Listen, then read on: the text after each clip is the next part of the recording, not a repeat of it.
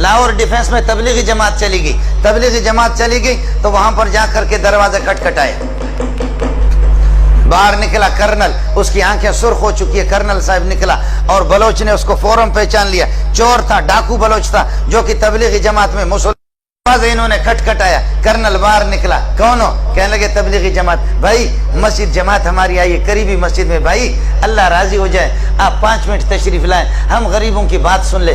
Colonel نے یہاں پر امیر صاحب کو سینے میں ہاتھ دیا، ہاتھ دے کر کے دھکا دیا، کہنے لگے جاؤ جہنم میں جاؤ، فرانس میں تبلیغ کرو، برطانیہ میں تبلیغ کرو، وہاں ہندوستان میں جا کر کے، یہاں تم لوگ مجھے تبلیغ کرتے، تمہارے باپ سے زیادہ میں جانتا ہوں، تم سے زیادہ میں خدا کے حکام کو جانتا ہوں، تم لوگ کس کو تبلیغ کرتے ہو؟ جاؤ فرانس میں۔ آپ سمجھ رہے؟ ذرا سن لینا، آپ کو مزہ آئے گا۔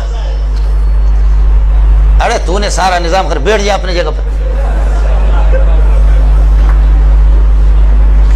کرنل صاحب نے یہاں پر سینے میں ہاتھ دے کر کے دھکا دیا امیر صاحب کو، کہنے لگے جاؤ جہنم میں، ادھر جا کر کے فرانس میں تبلیغ، مسلمانوں کو تبلیغ کرتے ہو، ہم تم سے زیادہ جانتے ہیں۔ آپ میری بات سمجھے؟ ہے بلوچ اٹھا آگے، کہا امیر صاحب ہم کو چھوڑو، امیر صاحب تم ہم کو چھوڑو۔ کہا اوے کرنل، اللہ اکبر، کہا اوے کرنل، کہا کہا مارچ کے فلان تاریخ کو، یاد ہے آپ کو؟ مارچ کے فلان تاریخ کو کراچی سے تو 2-3 گاڑیوں میں اپنے فوجیوں سمیت، تمہاری فیملی بھی تمہارے ساتھ ہی ہے گاڑی میں، فوجی بھی 1-2 گاڑیاں آپ کے ساتھ تھی، آپ کوئٹہ جا رہے تھے، خزدار سے جب آپ گزرے، فلان پہاڑ پر جب آپ گزرے، آپ کو یاد ہے کہ دائیں بائیں طرف پہاڑوں پر مورچوں پر لوگ بیٹھے ہوئے تھے، اور وہاں کچھ کوئی نقاب پوش، اڑے کوئی نقاب پوش تھا، اڑے تم کو یاد ہے ایسا کوئی نقاب پوش تھا؟ اڑے تم کو یاد ہے کوئی ایسا نقاب پوش تھا؟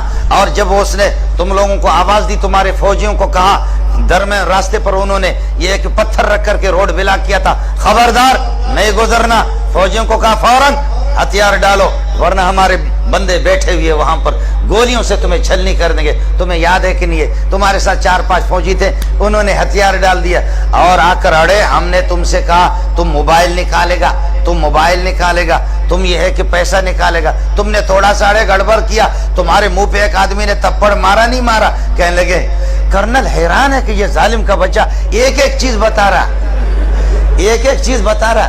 کہنے لگے اڑے تمہارے منہ پہ کوئی تپڑ مارا نہیں مارا؟ کہتے مارا، کہتے اڑے وہ ہم تھا، اڑے وہ ہم تھا۔ آپ سمجھ رہے؟ وہ کہتا کہ کیا بھئی، اڑے وہ ہم تھا، اس وقت تو بدماش تھا، تجھ سے بڑا بدماش میں تھا، تیری جرت میں نے دیکھی، تو قسم اٹھا، تیرے آنسو آ رہے تھے نہیں آ رہے تھے؟ اللہ اکبر، اللہ اکبر۔ اللہ نے کرنل کے دل کو فوراً بدل دیا۔ میرا خالق ان قلوب بنی آدم بین اصبع الرحمن یقلبها کیف یشاء، ابن آدم کے دل سارے میرے خالق کے دست قدرت میں ہے، اللہ جیسے چاہتا پھیر دیتا ہے۔ کرنل کے آنسو آگے امیر صاحب کے پاؤں پہ پڑنے لگے، کہنے لگے امیر صاحب خدا الیاس کے قبر پر نور نور اور رحمتوں کی بارش کر دے۔ الیاس کیسا ہے؟ اس قسم کے بغیرت اور ایسے جانور بلوچوں کو بھی تم نے مسلمان بنا دیا، خدا الیاس پر رحم کرے۔ اس قسم کے ذلیل بلوچوں کو، اس قسم کے ڈاکوؤں کو تم نے، اللہ اکبر۔ کرنل نے کہا میں تم سے معافی مانگتا ہوں، تم سے وہ کرنل ٹھیک ہو گیا، لیکن کرنل چلتے چلتے ان کا دوست تو ہو گیا، دوست ہو کہنے لگے تمہاری بات واقعتاً ایسے جانور کو اس ظالم کے بچے نے میری بیوی کے سامنے میرے منہ پہ تھپڑ مارا، اس ظالم کے بچے نے ہمارے جیب بھی خالی کے 5 روپے بھی نہیں چھوڑے۔ قربان جاؤں الیاس کی قبر پہ، قربان جاؤں کہ ایسے لوگوں کو ہم لوگ فوجی لوگ قابو نہیں کر سکے۔ شاباش شاباش، ان کو تبلیغیوں نے ان کو کنٹرول کر لیا۔ پھر کرنل نے تھوڑی دیر کے بعد مذاق کیا، کہتے وے بلوچ کا بچہ، اڑے تمہارا باپ یہاں سے جائے گا، ابھی میں فوجیوں کو فون کرتا ہوں تم کو پکڑ کر کے تم کو الٹا لٹکائیں گے۔ تو کیا کہتے ہیں بلوچ کا، اڑے تم فوجی کو فون نہیں کرے گا، ہم تمہارا گلا دبائے گا۔ آپ سمجھ رہے نہیں سمجھ رہے؟